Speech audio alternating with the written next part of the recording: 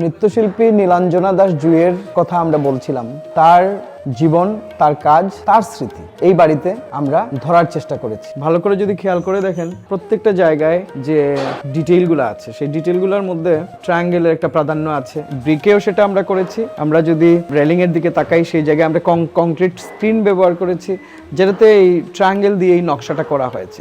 বাড়িটা করতে গিয়ে আমরা কোনো একটা প্রোটোটাইপ শেপের জানলায় আমরা যাই নাই। কোনো জানলা চিকন, কোনো জানলা চওড়ায় বেশি, এবং প্রতিটা জানলা হচ্ছে, জানলাকে আমরা দুই ভাগে ভাগ করেছি, পাল্লা 4টি, উপরে এবং নিচে।